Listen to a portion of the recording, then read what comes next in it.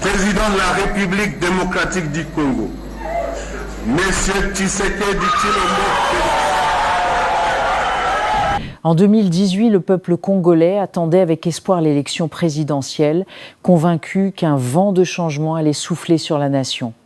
Après des années de frustration, de tensions politiques et de pauvreté chronique, nombreux étaient ceux qui croyaient enfin voir s'ouvrir une nouvelle page dans l'histoire du pays.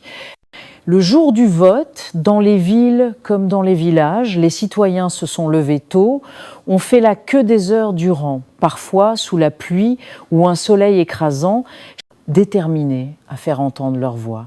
Cet acte de civisme portait en lui l'espérance d'un avenir meilleur. Mais derrière cette mobilisation populaire, un jeu d'ombre se déroulait dans les hautes sphères du pouvoir. À l'époque, des rumeurs circulaient déjà sur un accord secret entre certains dirigeants politiques, des tractations discrètes, des compromis cachés aux yeux du public auraient été conclus. Ce pacte aurait eu pour objectif d'éviter le chaos post-électoral. Mais au lieu d'apporter la stabilité espérée, il a posé les fondations d'un désordre plus profond. En réalité, cette entente secrète n'a pas résolu les tensions. Elle les a simplement repoussées jusqu'au moment où elles allaient éclater de manière plus dramatique, notamment à l'est de la République démocratique du Congo. Dans la nuit du jeudi 10 janvier 2019, à 3 heures du matin, Corneille Nangaa, alors président de la Commission électorale nationale indépendante, CENI, a annoncé les résultats provisoires de l'élection.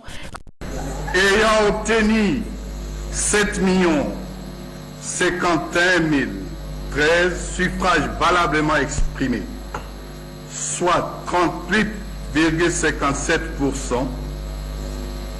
et proclamé provisoirement élu président de la République démocratique du Congo, Monsieur Tshisekedi Tshilombo. Pour beaucoup, cette annonce représentait un événement historique. Pour la première fois depuis l'indépendance du pays, un transfert de pouvoir semblait avoir lieu de façon pacifique. Mais cette image rassurante était trompeuse. Derrière les caméras et les discours officiels, des accords obscurs avaient guidé ce changement de leadership. Pendant longtemps, les Congolais ont cru à la version officielle, mais des révélations plus tardives ont mis en lumière une autre réalité. Selon une interview accordée par Corneille Nangaa à la chaîne France 24, les résultats proclamés n'étaient pas le reflet fidèle du vote populaire. Vous avez récemment affirmé par écrit qu'il y avait eu un accord entre Félix Tshisekedi et Joseph Kabila lors de l'élection présidentielle très controversée de 2018.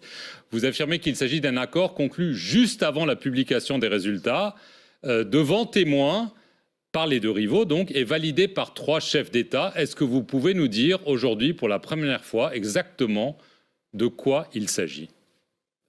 En 2018, je confirme effectivement qu'il y a eu un accord. Et je confirme aussi le fait que non, le président de la République a menti. C'est du mensonge. Il aurait mieux fait de me regarder en face et qu'il le dise. Pourquoi ne l'a-t-il pas dit à Kinshasa?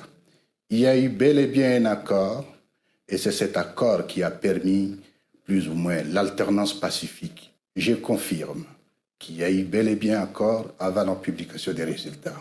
Il aurait admis que ces chiffres étaient le fruit d'un compromis politique et non du choix libre des électeurs. Ce retournement de situation aurait été provoqué par la rupture de certaines clauses confidentielles par le président élu Félix Tshisekedi. En effet, après son accession au pouvoir, Tshisekedi aurait choisi de gouverner seul, rompant avec ceux qui l'avaient aidé en coulisses. Ce revirement a provoqué des tensions entre les anciens alliés, créant un climat de méfiance et de trahison. Corneille Nangaa, qui aurait bénéficié de certains privilèges en échange de sa discrétion, aurait vu ses biens saisis et sa sécurité menacée. Poussé dans ses retranchements, il aurait alors décidé de se venger. C'est dans ce contexte qu'il aurait fondé l'Alliance du fleuve Congo, AFC, une structure politique controversée. Pire encore, il aurait été impliqué dans la coordination du M23, un groupe rebelle actif à l'est du pays. Officiellement, il s'agissait d'un mouvement destiné à renverser Tshisekedi. Mais pour la population de l'Est, déjà meurtrie par des décennies de guerre, de viols et de déplacements forcés, ce fut un nouvel épisode tragique d'un cycle de violence apparemment sans fin. Le point culminant de cette crise politique a été atteint le vendredi 23 mai 2025, lorsque l'ancien président Joseph Kabila est sorti de son silence. Dans une déclaration publique très attendue, il a dénoncé ce qu'il a qualifié de dilapidation complète de l'héritage qu'il avait laissé. Nous savons que ce n'est pas Félix Tshisekedi qui avait gagné les élections. Nous savons que M. Kabila a choisi en fait son successeur. Et aujourd'hui, il revient en disant, voilà, j'avais fait une passation pacifique du pouvoir, mais là je vais le reprendre. Et quand vous lisez les discours, vous voyez très bien qu'il vient, comme vous l'avez dit, il est prêt à faire un sacrifice suprême pour reprendre le pouvoir. Moi je me dis, c'est quelle façon d'agir? Est-ce que le Congo appartient à des individus?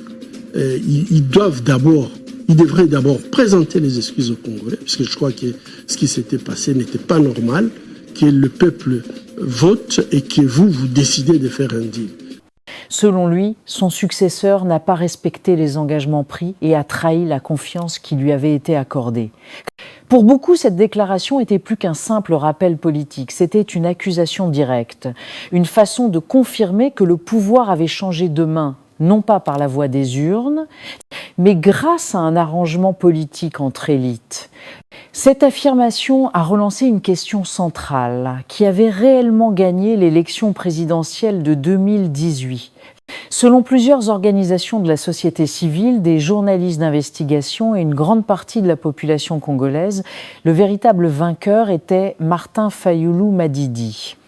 Sa campagne avait mobilisé des foules immenses et beaucoup estimaient que son message de rupture avait résonné avec les aspirations profondes des citoyens.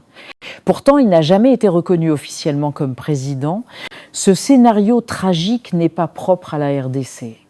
Dans de nombreux pays africains, les élections sont encore perçues comme des rituels sans réel pouvoir, où les résultats sont souvent négociés avant même le dépouillement des bulletins. Le peuple participe, espère, mais au final, ce sont les alliances occultes et les intérêts des puissants qui prévalent. En RDC, cette situation a exacerbé le désespoir et la méfiance envers les institutions et a contribué à aggraver la situation sécuritaire, en particulier à l'est du pays où les groupes armés ont profité du vide politique pour renforcer leur emprise. Aujourd'hui, les conséquences de cette élection sont connues bien au-delà des frontières congolaises. Des médias internationaux, des chercheurs, des ONG et des diplomates s'y intéressent de près. Ce scrutin, présenté comme un modèle de transition pacifique, est désormais vu comme un exemple de manipulation électorale. Ce qui avait été vendu comme une victoire de la démocratie s'est transformé en un symbole d'échec institutionnel.